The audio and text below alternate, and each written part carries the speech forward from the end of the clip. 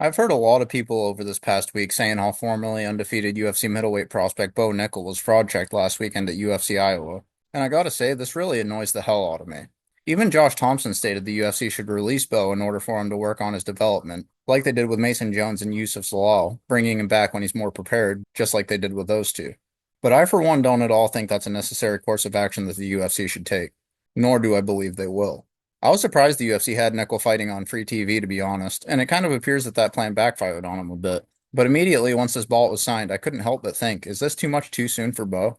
Reinier is no joke, and he's a far more experienced mixed martial artist that's fought and beat some really skilled opponents over the years, including 17-1 Rong Fan, 30-6 Gilberto Galvao, former 2 Division 1 champion An Long Song, in back-to-back fights where he claimed their middleweight and light heavyweight titles himself, before defending the middleweight title against 23-4 Kiamrian Abazov and 12-2 former 1 middleweight champion Vitaly Bigdash, which improved him to 16-0 as a professional. RDR would lose his next 2 fights to heavyweight finisher Anatoly Malikin, who went on to become MMA's first ever 3 division champion at 14-0 with 14 finishes, before losing his heavyweight title in a very controversial split decision this past November. Now we can consider what he's done since. RDR then made his UAE Warriors debut with a first-round knockout of 6-1 Magomed Murad Kasayev in July of last year before joining the UFC shortly thereafter. Since coming over to the UFC, RDR has gone 3-0, submitting a pair of Brazilian Jiu-Jitsu black belts in his freshman and sophomore efforts with the promotion, Gerald Meerschaert, the man with the most finishes in UFC middleweight history, and then Kevin Holland. This was, of course, followed up with an impressive knockout win over Bo Nickal, but now people are starting to discredit Nickal as someone who isn't very good, and also discrediting De Ridder for beating someone they don't see as very good. De Ridder is literally a 20-2 former 2 division world champion with 18 finishes throughout his career, and he's only ever lost to one man, a true heavyweight assassin. Now let's talk about Bo Nickal. Firstly, I'd like to mention Nickal was undefeated going into this fight. He was only 7-0, facing a 19-2 world champion in just his 8th professional fight. That gives RDR exactly 3 times the amount of experience as Nickal.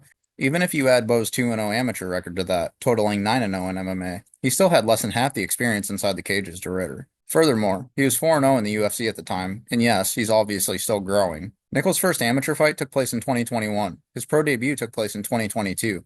De Ridder began his career as a mixed martial artist in 2013, 2 years before Bo even participated in his first collegiate wrestling match. He was literally still in high school when RDR began fighting. In fact, 2013 was Bo's second straight year winning a high school state championship, and he went on to claim his third straight in 2014 before going on to Penn State. As a high school competitor, Nickal went 183-7, totaling 131 pins in those 183 wins, which is merely unheard of. Bo is one of the greatest freestyle wrestlers to ever step foot into an MMA cage, let alone at the highest level. I mean, think about it. A Division I silver medalist in 2016, a 3-time Division I national champion in 2017, 2018, and 2019, a 3-time Big Ten championships winner in 2016, 2018, and 2019, third place in 2017, a U.S. national championships winner in 2019, a U23 World Team Trials gold medalist in 2019, a U23 World Champion in 2019, a silver medalist at the 2019 U.S. World Team Trials, a U.S. Open gold medalist in 2019, and an Olympic Team Trials silver medalist in 2020 where he lost to David Taylor, who went on to win the Olympic gold medal later that year and also has 4 other World Championship gold medals to his resume. Had he won that match, he would have went on to compete in the 2020 Olympics. And those are just his biggest accomplishments in the sport. I didn't even mention them all. Then add to it, he went 120-3, 120 wins, 3 losses, across 123 collegiate matches for Penn State, perhaps the greatest wrestling facility in the entire country, and he only ever lost to 2 people on those mats. His first loss came to Nate Jackson 6-7, who he later avenged the defeat to 4-3, and his next 2 came to Miles Martin 9-11 and 4-6, someone he went 7-2 against across their 9 matches, winning their first 4-3, winning their second 11-5, pinning him in their third, losing their fourth 9-11, winning their fifth 8-2, losing their sixth 4-6, winning their seventh 10-2, winning their eighth 7-4, and winning their ninth with another pin. Those are the 2 men that beat him at the D1 level. He boasts victories over both, and he won the most recent matches against each, totaling an 8-3 record against the 2 and going 112-0 with all those 11 matches. This totaled a 33-2 record as a freshman, 26-1 as a sophomore, 31-0 as a junior, and 30-0 as a senior. Not consider the fact that he'd gone unbeaten through 9 MMA fights going into the UFC Iowa, where he fought easily the best opponent he's had to date, and y'all are surprised he lost and think he sucks now? I just don't get it.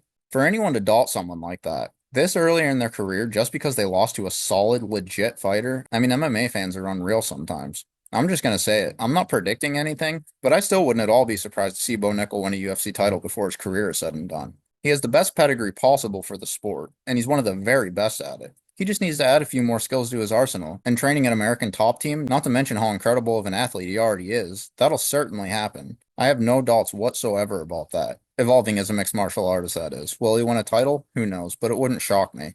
If you feel differently, just look at Henry Cejudo's first fight with Demetrius Johnson, an unbelievably skilled wrestler that got knocked out with knees to the body by a far more experienced champion. Does that sound familiar? Then take a look at what Henry did after that. He went on to refine his skill set and have one of the greatest four-fight runs we've ever seen, beating DJ in the rematch before stopping a trio of bantamweight greats, TJ Dillashaw, Marlon Moraes, and Dominic Cruz, becoming a two-division champion in the process. Many still have TJ or Cruz as their number one bantamweight of all time, and I'm going to tell you, the version of Marlon Moraes that Henry Cejudo beat at UFC 238 was one of the most dangerous fighters to ever step inside the UFC's octagon. Okay, so where did Bo go wrong in the RDR fight? Well, for starters, he signed the contract. I'm just kidding. As soon as RDR tied up with Bo, he aimed to wrestle, as we expected, but had no answer for the body shots coming back his way, mainly the knees of De Ridder, but also many punches. Bo did turn the corner and secure a beautiful ankle pick takedown on De Ridder, though De Ridder was able to scramble where Bo tried to wrap his neck up and pull guard for a guillotine, which certainly wasn't his best idea facing a Brazilian Jiu-Jitsu and Judo black belt. This marked the first time we'd ever seen him on his back, short of his triangle choke submission on the Contender Series, which, he willingly fell to his back to secure that submission. Once Nickal got back to his feet about 90 seconds later, he was dragged back down, but only for a split second before returning to his feet in the final seconds of the opening round. De Ridder came out in round two with a furious pace and just broke Nickal in this one with constant knees to the body and punches upstairs to the head, eventually folding him with a vicious knee to the body that forced the referee to stop the fight just under 2 minutes into the middle stretch. And for anyone saying that Bo Nickal quit, I mean, come on. Why don't you go drain your lungs, get kneed in your midsection 50 times in a 7-minute period, and then eat the heaviest one of them all 7 minutes in? You'd fall too. Trust me. You can't breathe, you can't move, you can't talk. It just shuts your body down. Simple as that. And if you haven't felt it, I guess there's no way to really understand it. Not to mention RDR is taller with a longer reach than Nickal. It's not all that surprising this ranked former one champion was able to do this to an inexperienced but very solid prospect. Even if Bo loses his next fight too, like Henry did even, I still think he has all the potential in the world. I mean, we've got to stop shitting on fighters for losing. They have the toughest job on the planet. Imagine that in order to keep your job, you have to fight the best, most well-rounded, and most dangerous fighters on the planet, and beat most of them. That's a hard life, guys, and our fan base should really respect these guys and gals more. Now I'd like to mention a few quotes from people in the MMA space, one each from a journalist, ex-fighter, coach, and Bo Nickal himself. Beginning with Ariel Helwani. Reinier de Ridder showed us there are levels on Saturday, but can we miss the fraud check claims? To me, fraud check is you are not worthy of the attention you receive. Bo Nickal was worthy and is worthy. But now we're going to find out. We're going to find out who Bo is and what he's made of. Maybe this is the breaking point, but I have a sneaking suspicion that it'll bounce back. Absolutely love you, Ariel. Moving on to Matt Brown. It really frustrated me and almost upset me hearing all these people say fraud checked. I'm sure you've seen this. I'm like, get the fuck out of here. We finally found out where Bo Nickal needs to improve. He's not a fraud at all. This motherfucker's going to be a top 5 guy in the future. I can almost guarantee it. Also agree with him. Next up is Bo's head coach, Mike Brown. It was a tough weekend, but maybe one that was needed. Things have been moving fast for Bo Nickal, and to this point, he's been able to make things happen and secure 6 finishes and 7 victories with the limited experience that he has. Bo has all the attributes that you want if your goal is to become world champion in mixed martial arts. He has athleticism, a strong, confident mindset, a great family support system, and he started combat sports, specifically wrestling, at a very young age.